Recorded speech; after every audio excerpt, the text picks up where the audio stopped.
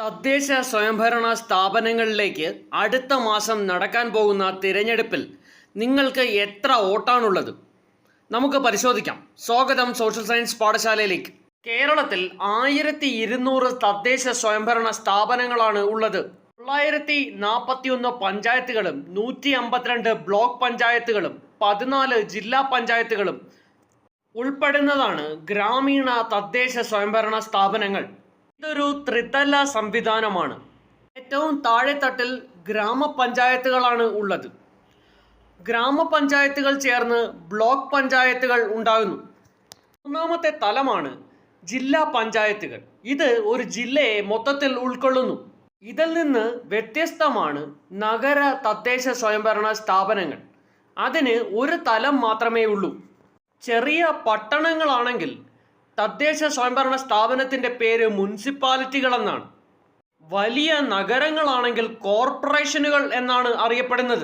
ഈ നഗരത്തിനും ഗ്രാമത്തിനും ഇടയിലുള്ള ചില ട്രാൻസിഷൻ ഏരിയകളുണ്ട്. അത്തരത്തിലുള്ള ഏരിയകളിലെ തദ്ദേശ സ്വയംഭരണ സ്ഥാപനത്തിൻ്റെ പേര് നഗർ പഞ്ചായത്ത് എന്നാണ്.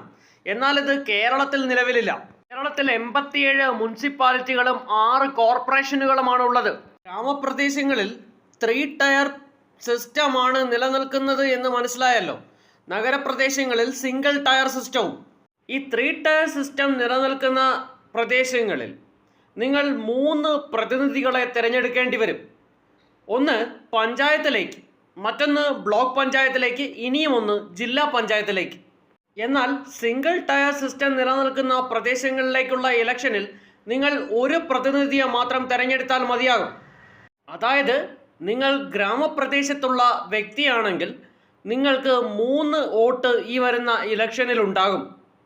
നിങ്ങളുടെ പഞ്ചായത്തിനെ വിവിധ വാർഡുകളായി തിരിച്ചിട്ടുണ്ട്. നിങ്ങൾ ഉൾപ്പെടുന്ന വാർഡിൻ്റെ പ്രതിനിധിയെ നിങ്ങൾ തിരഞ്ഞെടുക്കേണ്ടതുണ്ട്. ഇയാൾ പഞ്ചായത്തിൽ നിങ്ങളുടെ പ്രതിനിധിയായിരിക്കും. അതുപോലെ തന്നെ നിങ്ങളുടെ ബ്ലോക്ക് പഞ്ചായത്തിനെ വിവിധ ഡിവിഷനുകളായി തിരിക്കുന്നു. നിങ്ങൾ ഉൾപ്പെട്ട ഡിവിഷനിലെ പ്രതിനിധിയെ തിരഞ്ഞെടുത്ത് നിങ്ങൾക്ക് ബ്ലോക്ക് പഞ്ചായത്തിലേക്ക് നിങ്ങളുടെ പ്രതിനിധിയായി അയക്കാം. ഇനി ജില്ലാ പഞ്ചായത്തിനെയും ഇതുപോലെ ഡിവിഷനുകളായി തിരിച്ചിട്ടുണ്ട്. നിങ്ങൾ ഉൾപ്പെട്ട ഡിവിഷനിലെ പ്രതിനിധിയെ നിങ്ങൾക്ക് തിരഞ്ഞെടുക്കാവുന്നതാണ്.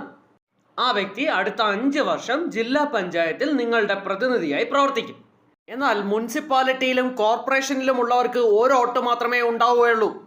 അവർ കോർപ്പറേഷനിലോ മുനിസിപ്പാലിറ്റിയിലോ തങ്ങളെ പ്രതിനിധീകരിക്കുവാനുള്ള കൗൺസിലറെ തിരഞ്ഞെടുത്താൽ മതിയാകും.